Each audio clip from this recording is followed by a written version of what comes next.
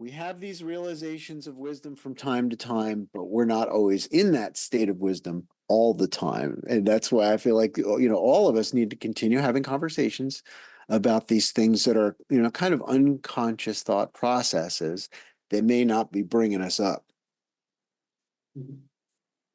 So that we can have a little bit of more awareness about what our brains are doing to us. Even like I think of it as the brain, but it's just logic. When you get furious at somebody, well, it's just a trigger program based on what occurred. I'm just going to follow through with the logical experience of that, and my body will just snap into action to get ready to yell at the guy that cut me off on the road, or whatever it is.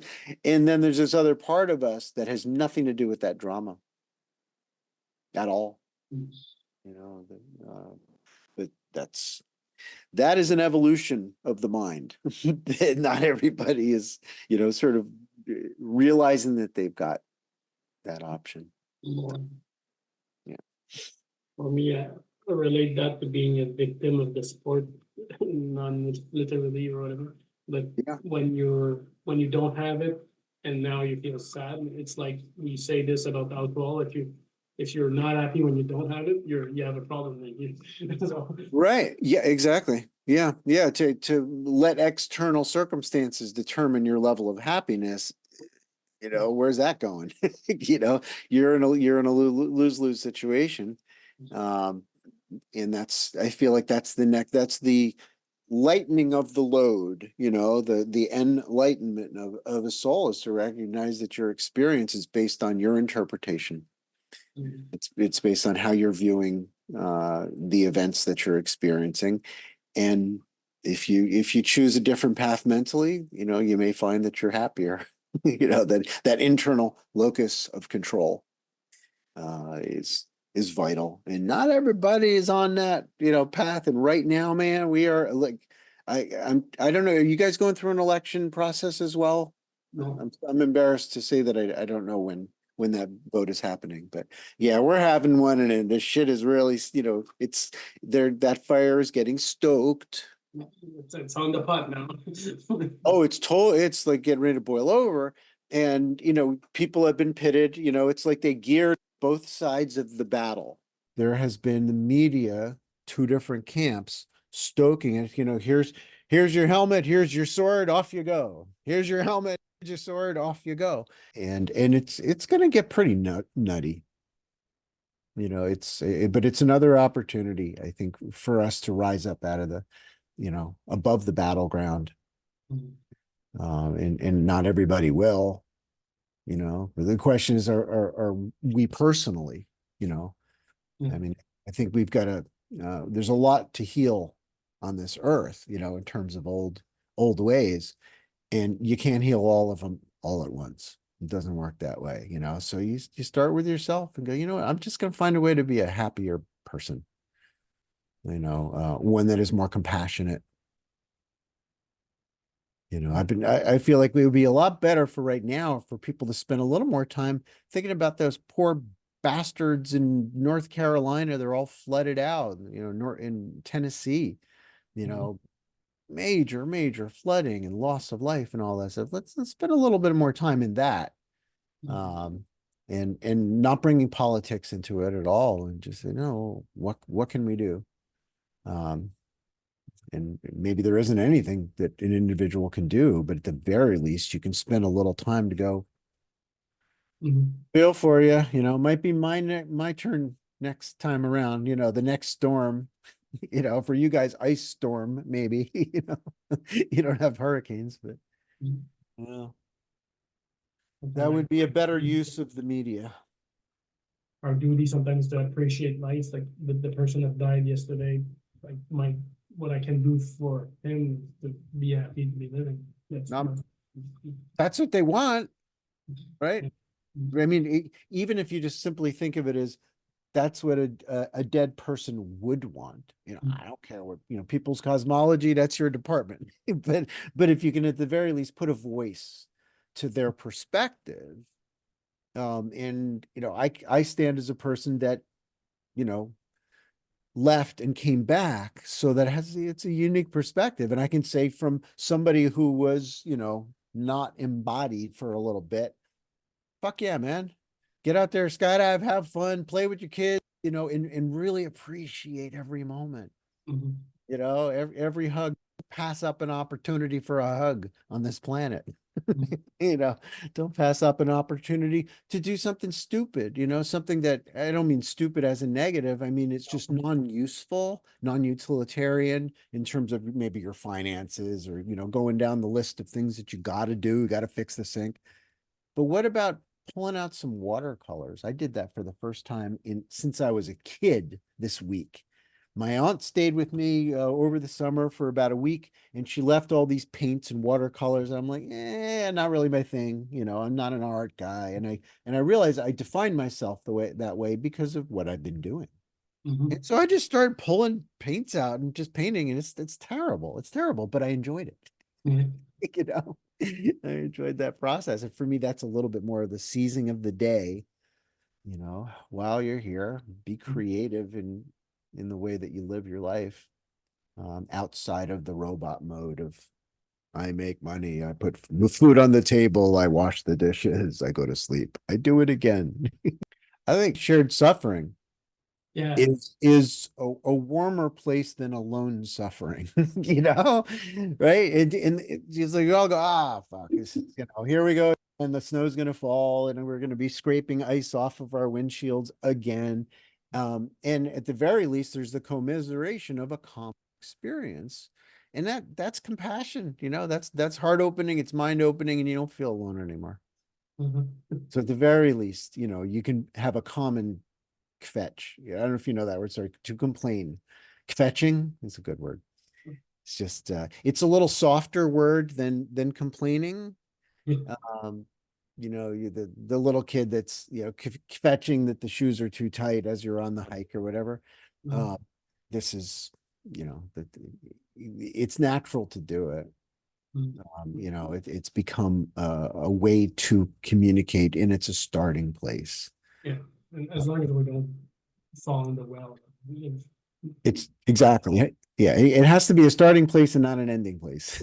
Yeah. And then, If you live in bitching, that's not a very good life. But yeah, then you could say, well, what can we do? How about bowling night? Let's start a thing. On Wednesdays, the Skydivers will meet up and you'll do some bad bowling together. And mhm. there'll be that one guy that's good at it, right? And everybody else is gutter bowl. Anyway, I was thinking about going down to Z Hills. Mhm. That's I think that stuff is important because we can't forget how there's an aspect of skydiving that isn't about the skydiving. It's about the people. It's about the conversations, about a community.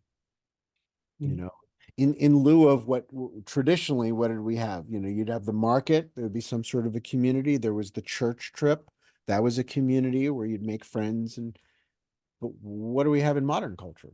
People are Mhm. running from the church thing like crazy, like it's on fire. Um, So what else is there? It's not the mall. Nobody looks at each other. They're looking at their phones. Mhm. It's not that, even in a restaurant, people are sitting down and eating, but nobody's talking to anybody else. So I'm hoping that our society moves in the direction of a little bit more fearless interaction with quote strangers.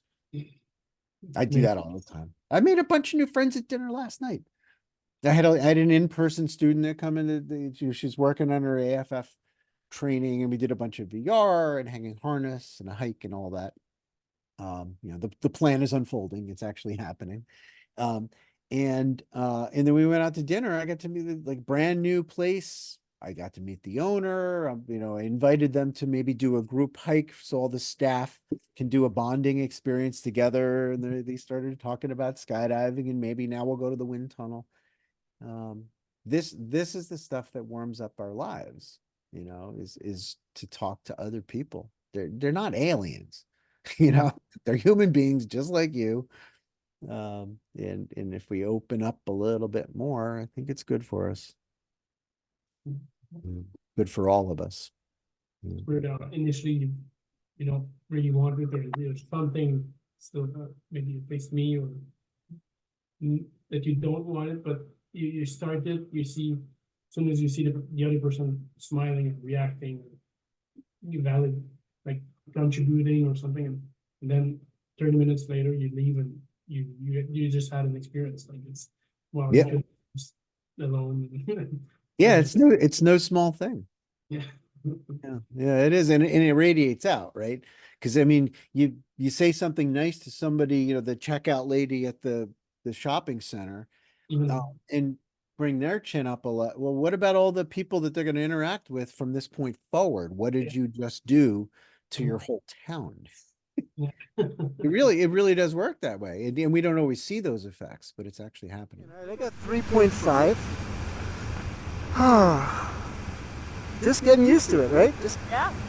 enjoying being near somebody. Let's do a little flare together. Ready? Flare!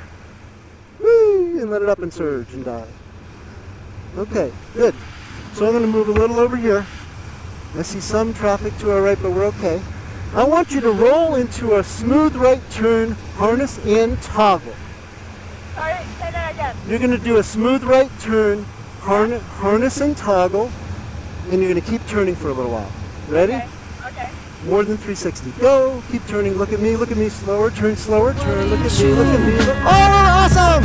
Look at us.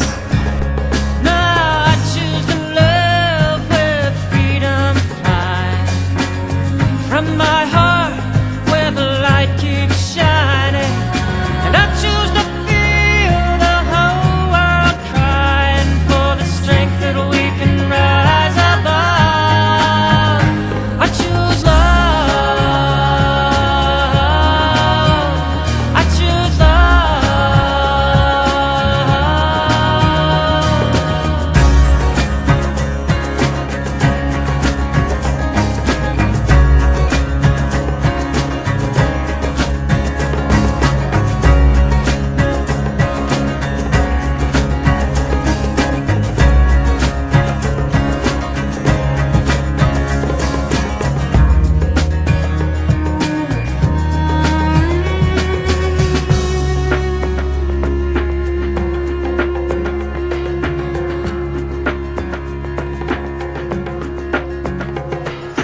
I see us healing, darkness dying. I see us dawning as one world united. So what do you choose?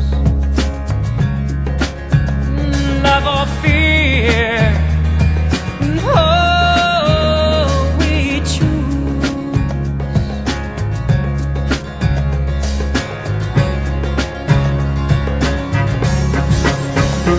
I choose to love where freedom flies from my heart where the light keeps shining. And I choose to feel the whole world crying. And I choose to feel one voice rising. And I choose to feel us all united in the strength that we can rise above. I choose love. I choose love. I choose love. Love.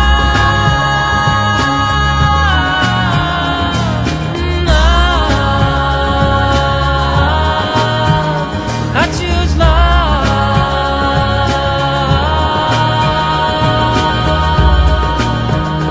I choose love. Woo! I choose love.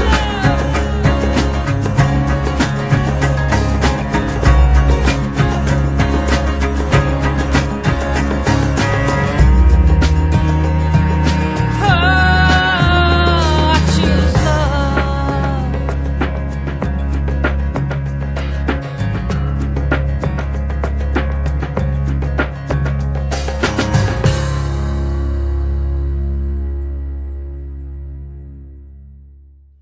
Life is a risk. There's a huge risk in life. The biggest risk in life is that you'll waste it.